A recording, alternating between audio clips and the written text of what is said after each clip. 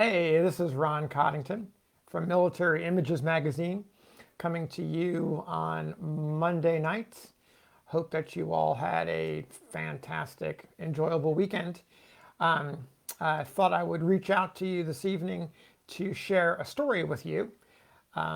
This is unscheduled, spontaneous, and it occurred to me that while I was fired up about this most recent photograph that I've acquired and have done some research into his life and times, I thought this would be a good time to share it with all of you. It's also interesting to me that this particular individual served in the 2nd Kentucky Cavalry, and considering all of the news over the weekend about the tornadoes that swept through several states, including Kentucky, it seems somehow appropriate to look at an individual from Kentucky who was resilient and a dedicated soldier to and in the Union Army. So I'll just let a moment pass while some folks are coming on. And while we're waiting, I'll mention to you a word of thanks to everyone who subscribed, all of the new subscribers to Military Images Magazine. A big kudos and a salute to all of you. Really appreciate that.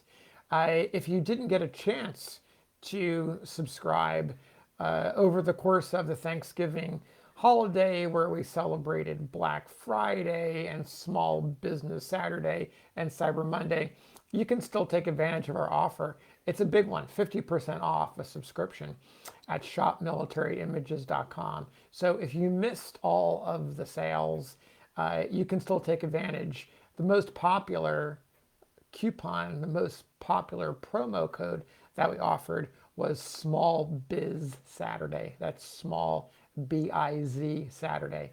You can go to shopmilitaryimages.com, drop in that promo code, and grab yourself a subscription to the magazine, the print edition, the digital edition, both print and digital, whatever suits your fancy. So go to shopmilitaryimages.com, and you heard it here, the tip of the day. Small Biz Saturday is still active. Save 50%, only good for new subscribers. It is not good for renewing subscribers. So that's the commercial. Now let's get back to the story. The gentleman here is named Lovell Harrison Thickstun. And I thought this photo really grabbed my attention because of the way he has the hat on with the plume, looking rather confident, wearing his frock coat, looks relatively new. He's got his shoulder straps on, appears to be a second lieutenant, and noticeably behind him is the Stars and Stripes. A very patriotic looking pose, clean shaven young man looking out at us. He wants us to see him. He wants us to see that flag. Along the bottom of the image, you can see his name is in pencil. Very difficult to read, but it is there, telling us his name and telling us that he is in the 2nd Kentucky Cavalry. Now, he was not in Kentucky, though born and raised in Louisville. Around the start of the war, he was in Anna, Illinois, which is just over the border between Kentucky and Missouri. It's in that southern tip of Illinois, working in the little town of Anna as a druggist. And he found himself there when the hostilities began. And he joined Illinois' state, the 18th Volunteers. So he joined the 18th Infantry and got into the regiment, started going through the basic training, but he didn't last very long. It was June of 1861 when he enlisted, so a couple months went by after the war began. He jumps into the Army with the 18th Illinois, and before a couple of months, he is all of a sudden no longer part of the 18th Illinois. He's been transferred to his home state's 2nd Kentucky Cavalry as a second lieutenant. And I imagine that he posed for this portrait probably about that time.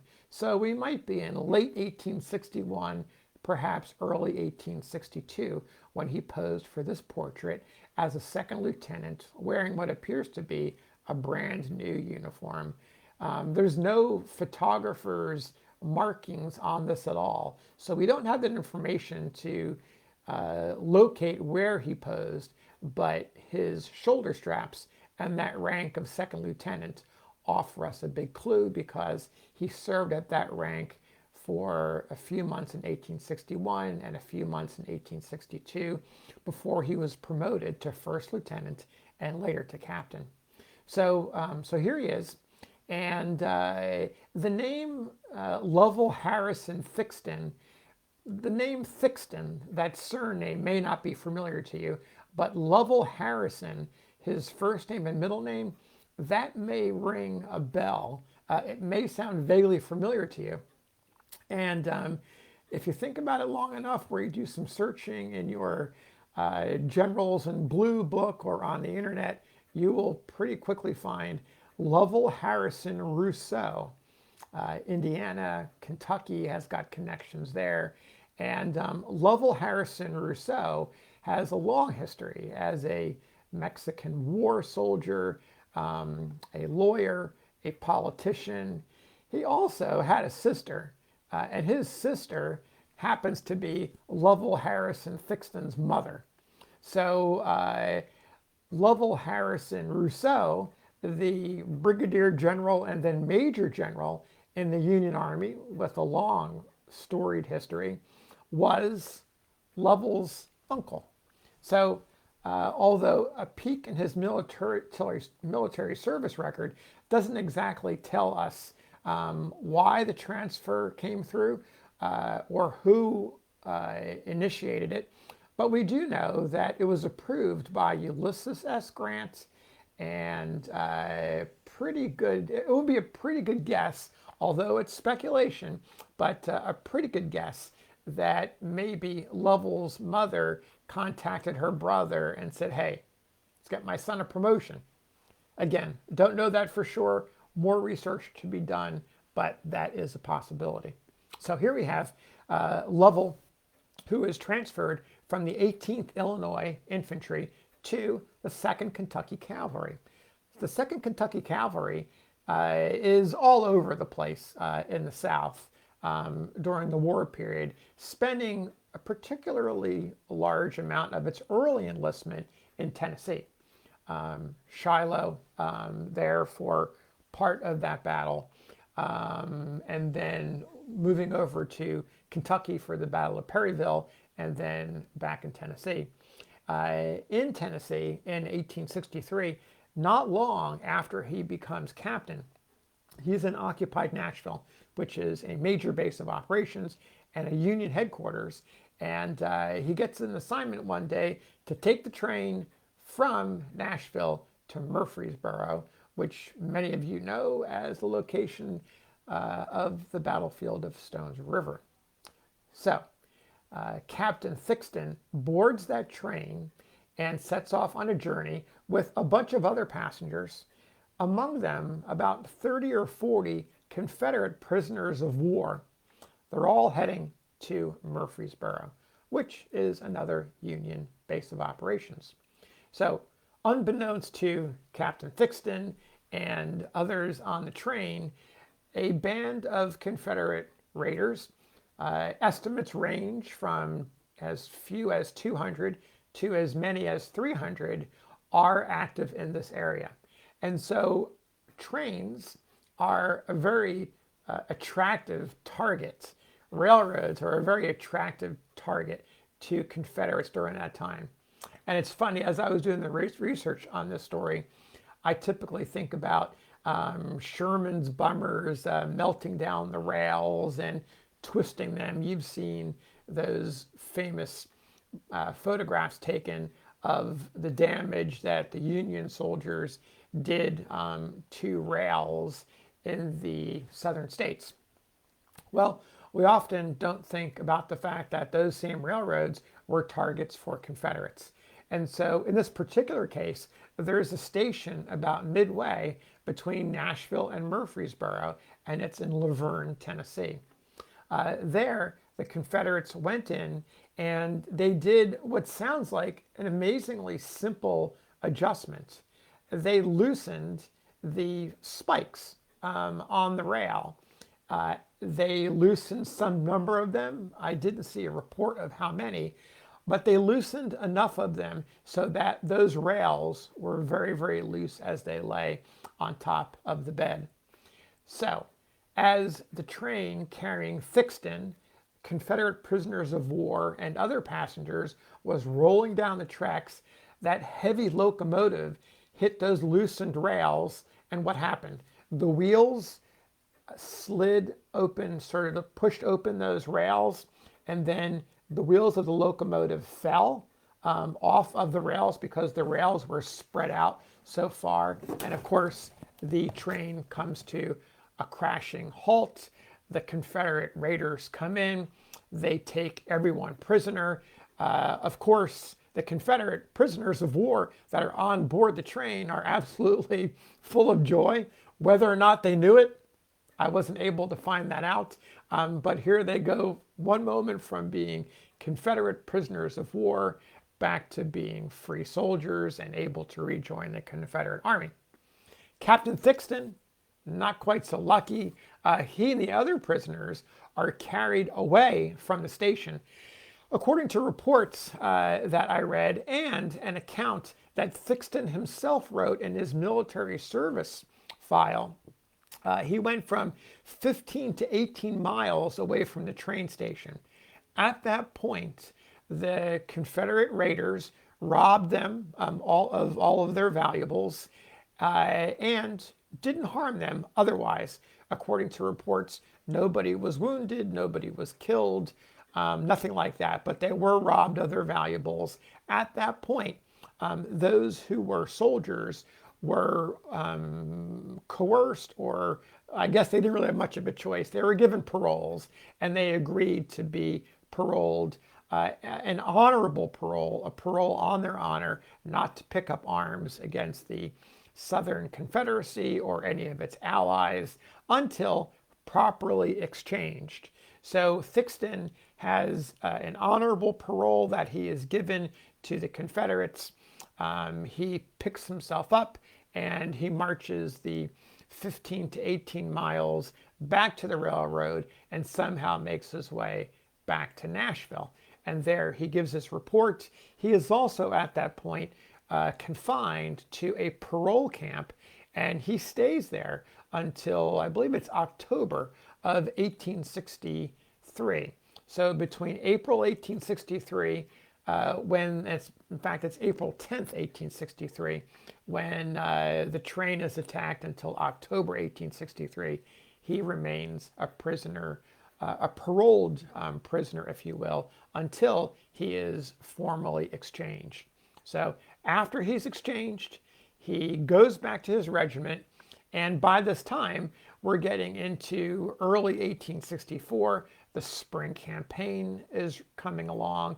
The summer campaign is on the near horizon. General Sherman and other elements of the Union Army are beginning their Atlanta campaign. They go on, and the 2nd Kentucky Cavalry is involved in the campaign against Atlanta. They go on an expedition into Alabama. They participate partly in Sherman's march to the sea before embarking on the Carolinas campaign that ends, of course, in North Carolina with General Joe Johnston's surrender in April of 1865. Thickstun is not part of any of this. After his parole, after he returns to Nashville, while the regiment, most of the regiment, is going down south to travel with Sherman and do all their military business down there and then up through the Carolinas, Thickstun remains in Nashville at Fort Negley, which is a sizable fortification located just south of the city limits. And there he remains through much of 1864 on a variety of duties. administrative. He is commander of the garrison for a while. And so it's interesting to me to get a glimpse of Thickstun's time, because we often think our attention goes to Sherman and all those men in the Atlanta campaign and beyond. You think of the Confederates that defended their land, all the flank attacks moving down to Atlanta, and then, of course, the march through Georgia and up through the Carolinas. We forget about guys like Thickston, who remained on duty at places like Nashville and elsewhere, who were keeping the peace in and about the circumference of Nashville and the city of Nashville and other outposts, other Union occupied outposts in the states, the Confederate states. So something to think about is, here's one of the guys who didn't go. Here's one of the guys who stayed behind and did his best to make sure that Nashville stayed safe and stayed secure for the Union occupation. He does this until November, late November of 1864, when he resigns, and then he goes home after he gets his discharge in December of 1864. So while Sherman and the rest of the cavalry and infantry and artillery are down in Savannah, he's saying goodbye to the army. He goes back to his wife, who he married between the time he was transferring from the 18th Illinois to the 2nd Kentucky. He's got some land in Kentucky, south of Louisville, where he's from. He gets some land grants and piles up some pretty good acreage. By one account, 800 acres of land in his name. He also gets involved in real estate. He begins to sell life insurance. He travels a lot about the region. He's a business guy. He's a businessman. In Kentucky, he's traveling as far as Indiana, Illinois, Ohio on business to support his wife and two sons, one born in 1866 and one born in 1869. So life post-war is looking pretty good for now the former captain, or late Captain Thickston, as he is making a name for himself as a business person. All of that comes to an end in 1874. He's only 34 years old. He's on business in Cincinnati, and for some reason, we don't know why, he's down on a wharf boat, which is along the edge of the Ohio River in Cincinnati. And what he's doing there, we do not know, but we do know that a guard on the wharf boat hears what sounds like a loud splash.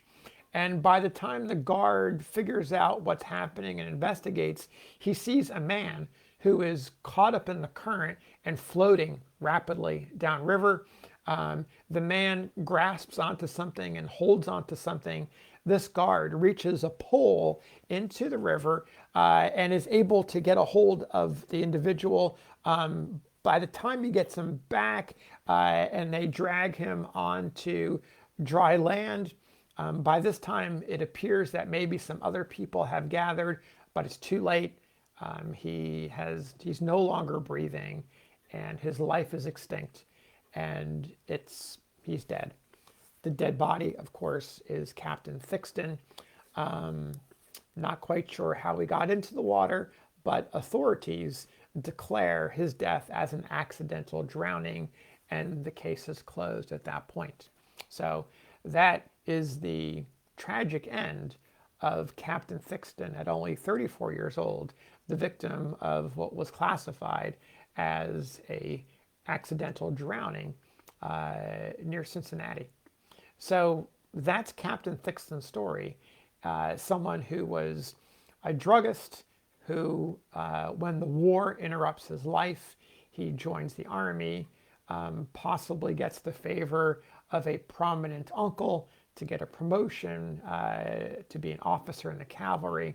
He makes his way through 4 years in the army, doing work that is not the most glorious work. He remains behind in a garrison in Nashville to keep everything safe and secure. and then he returns to his wife, has a couple of kids, and then his life ends in Cincinnati. So that's the story of Captain Thickstun. Want to tell that to you. I'll be back with another story at some future points, but I do want to thank you very much for listening. For those of you who subscribe to the magazine, I really appreciate that. Your support enables us to do what we do. For those of you who are watching that I saw in Franklin, hope you're doing well. Thanks for stopping by the table. We will be back with another Facebook Live. We're going to put this on YouTube so you can see it there. And if you like what you're hearing, if you are interested in the magazine, I invite you to visit shopmilitaryimages.com.